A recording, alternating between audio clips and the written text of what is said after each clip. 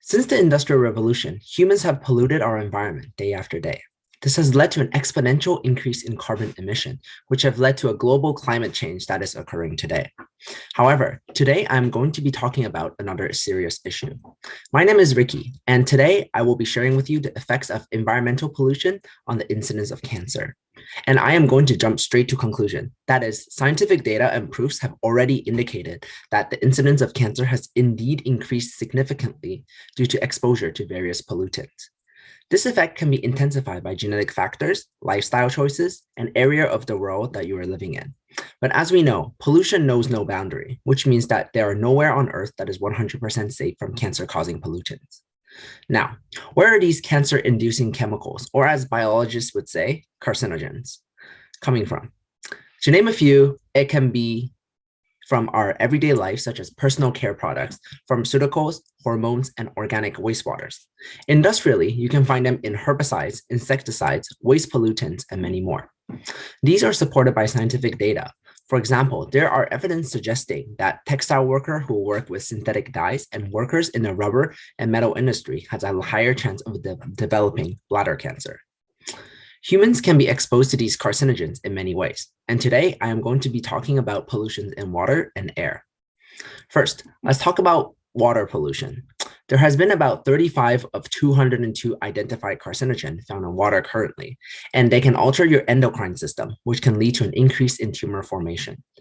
There are a few ways that you can be exposed to carcinogen in water: physical contact, inhalation, and drinking.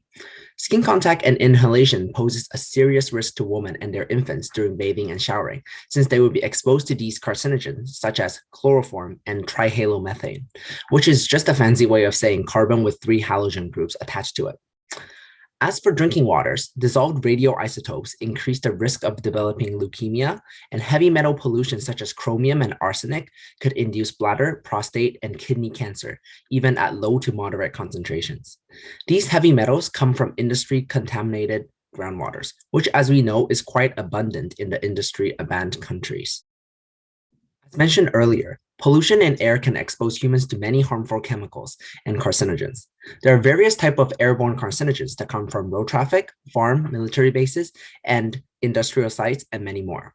To make matters worse, ultrafine carcinogens particle can penetrate deeply into the respiratory system, which can cause a lot of damage. For example, during the Industrial Revolution and industrial countries nowadays, photochemical smog can come from combustion engines. Within these smog, there exists tons of carcinogen, such as peroxyacetyl nitrate, that can cause lung cancer. Also, improper garbage management can lead to the production of dioxin, which is considered the most potent carcinogen, since they can induce cancer even at very extremely low concentrations. To make matters worse, high-temperature incineration process can create ultrafine particles of dioxin, which can be almost impossible to catch every last one of them, even with our modern technology. In fact, one of the largest known sources of dioxin is incineration of hospital waste, since tools such as bags, gloves, bedpans, and tubings and packaging all contains polyvinyl chloride, or PVC, a type of plastic. Low doses of dioxin can cause liver and lung cancer by affecting hormones. Now, before I can start talking about how cancer works, I will be discussing how a regular cell cycle works and how they are regulated. Regular cell cycle consists of the interphase, where cells grow and prepare for the next cell division, and mitosis, which is the period of cell division. The interphase is very long and are divided into 3 phases: G1, S, and G2 phases. G1 phase is where the cell grows, S phase is where DNA replicates, and G2 phase is where preparation for cell division occurs.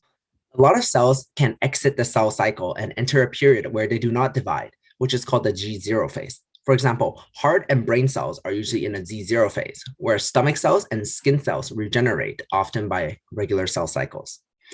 Mitosis, which is a relatively short, is divided into 4 phases: prophase, metaphase, anaphase, and telophase.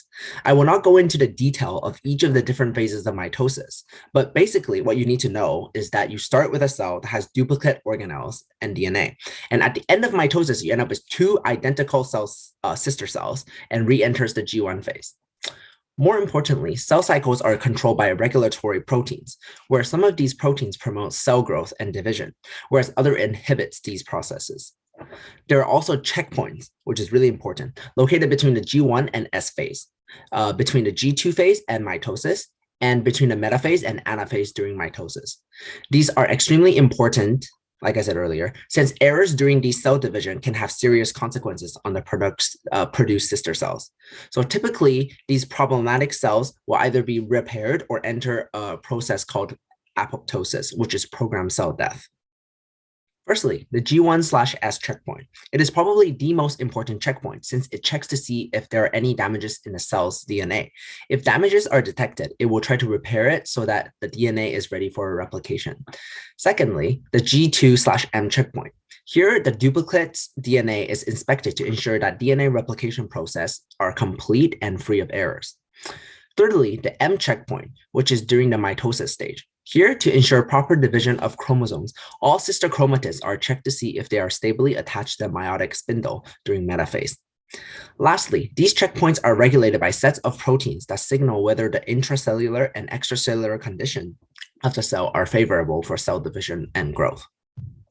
How this works is basically a signal from outside within the cell can alter cyclin levels. Cyclin are proteins that bind and activate cyclin-dependent kinases, CDKs, which are enzymes that phosphorylate the proteins that regulates the cell cycle event. That is, phosphorylation of protein can either activate or deactivate them.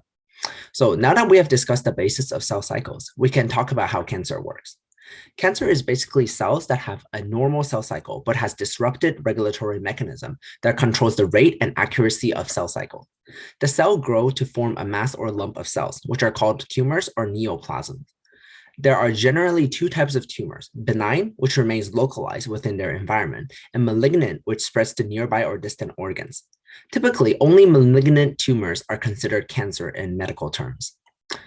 So cancer cells typically lack an important property that normal cells have. This is called contact inhibition of proliferation.